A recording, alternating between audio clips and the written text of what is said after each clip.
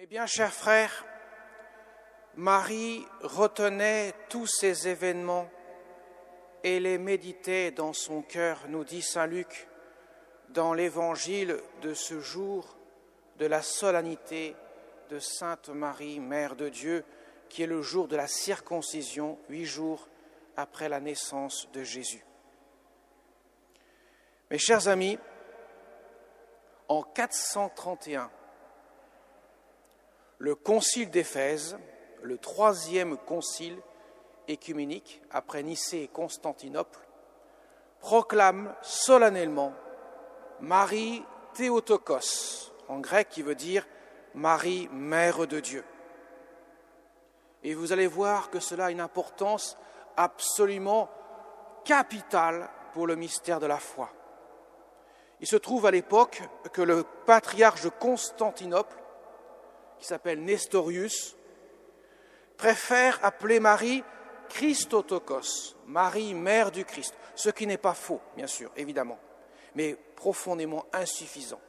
Il refuse le titre de Théotokos parce que dans sa conception, ça voudrait dire que Marie est mère de la divinité. Ce que, bien sûr, elle ne l'est pas, puisqu'elle n'est pas Dieu. Mais en proclamant en 431, sous l'impulsion de saint Cyril d'Alexandrie, Marie Théotokos, l'Église proclame solennellement que Marie est la mère de la personne divine du Fils de Dieu.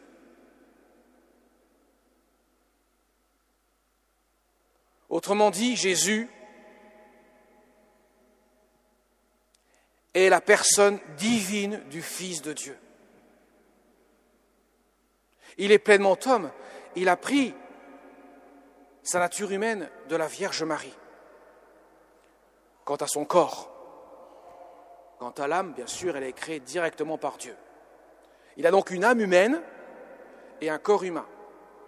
Mais la personne de Jésus n'est autre que la personne du Fils de Dieu, du Verbe de Dieu.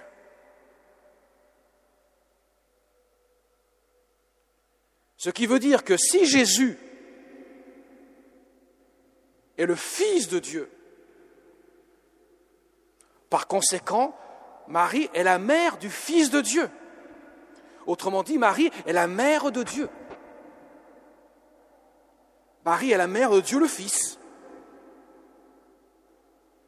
En refusant le titre de Théotokos, Nestorius introduit dans le Christ une division et, en quelque sorte, deux personnes,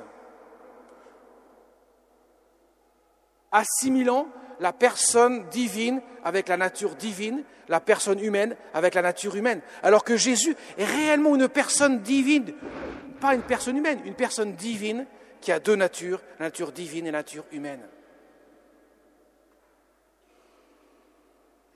Autrement dit, mes chers amis, en disant quelque chose de vrai sur la Vierge Marie, ça touche nécessairement le Fils de Dieu. Et ça nous en dit très long sur le mystère de l'incarnation. Ça nous en dit très long sur notre mystère du salut. Car cela veut dire clairement que par le oui de Marie, quand l'ange Gabriel vient quémander le oui de Marie, le fiat de Marie, le Verbe de Dieu s'incarne en elle.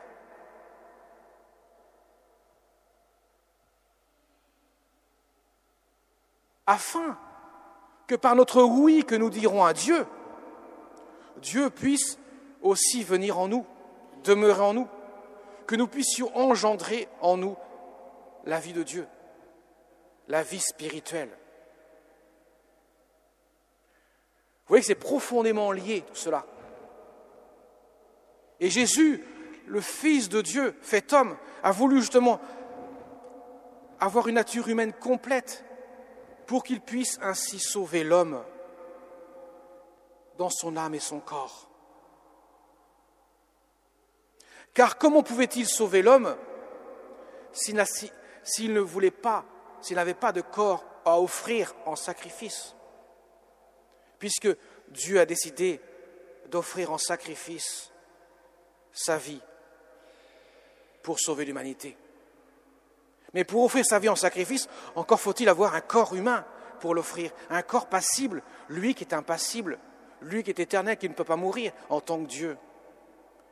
C'est en se faisant homme de la Sainte Vierge Marie, par le oui de Marie, où il s'incarne en elle,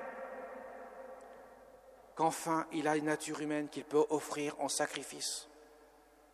Ce qui veut dire que la nature humaine de Jésus est l'instrument par excellence du salut. Dieu s'est fait homme pour que de son humanité offerte en sacrifice, l'homme puisse devenir Dieu, comme le dira saint Irénée, saint Augustin et tant de saints.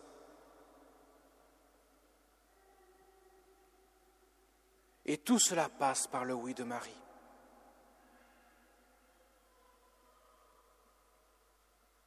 Dieu n'a pas trouvé de demeure plus pure que la Sainte Vierge Marie. Il nous faut contempler, mes chers amis, le cœur immaculé de Marie. Tous ceux qui entrent dans ce cœur immaculé par la prière envers notre Mère du ciel, la Vierge Marie leur donne de connaître en profondeur le mystère. Autant qu'ils puissent, bien sûr. Nous avons tous notre mesure pour cela. Mais nous pouvons comprendre quelque peu et ainsi aimer Dieu à travers le cœur immaculé de Marie. C'est tout le sens d'ailleurs de ce qu'elle dira à la petite Lucie à Fatima, lui disant « Mon enfant, ne pleure pas, mon cœur immaculé sera ton soutien qui te conduira jusqu'à Dieu et ton refuge. » Alors que les deux autres, François et Jacinthe, eux quitteront la terre rapidement parce que la Vierge Marie leur a montré le ciel et qu'ils étaient prêts pour le ciel. Là où est notre demeure, notre vraie patrie, en quelque sorte. Alors mes chers amis, cette fête de notre Mère du ciel, Marie, Mère de Dieu, nous invite ainsi à saisir que c'est par le oui de Marie que nous pouvons conduire notre âme à Dieu, ou plutôt laisser notre âme se laisser conduire à Dieu. C'est tout l'enjeu de cette fête. Et à partir de ce moment-là, à partir du Concile d'Éphèse, le pape fit construire, quelque temps après, la basilique Sainte-Marie Majeure, la première basilique dédiée à notre Mère du ciel, pour honorer cette mère, celle par qui tout fut possible, celle par qui toute l'humanité lui est en quelque sorte redevable. Voilà pourquoi, mes chers amis, le culte envers notre Mère du ciel, la Vierge Marie, n'est pas une option de la foi catholique. On ne peut pas dire « c'est pas mon truc », c'est pas un truc, c'est une vraie dévotion, une vraie démarche. Comme le disait le Père de Montfort, le plus court chemin pour aller à Dieu, c'est de passer par le cœur de Marie. Car il n'y a pas de chemin plus court que celui-ci, car Dieu est venu par le cœur de Marie. Avant de venir par son sein, il est venu par son cœur. Avant de dire oui, concrètement dans la chair où il se fait homme, il a, en quelque sorte, Marie a dit oui dans son cœur, depuis sa tendre enfance, pour que l'œuvre de Dieu se fasse en elle. Voilà pourquoi, par le oui de Marie, nous recevons en quelque sorte la consolation de nos cœurs. C'est elle qui peut apaiser notre cœur et lui donner le meilleur que nous pouvons attendre de Dieu. Demandons-lui son aide, son intercession. C'est elle qui nous protège, c'est elle qui nous conduit vraiment à Dieu, à la source divine, là où Dieu rassasie nos cœurs affamés et assoiffés de lui. Amen.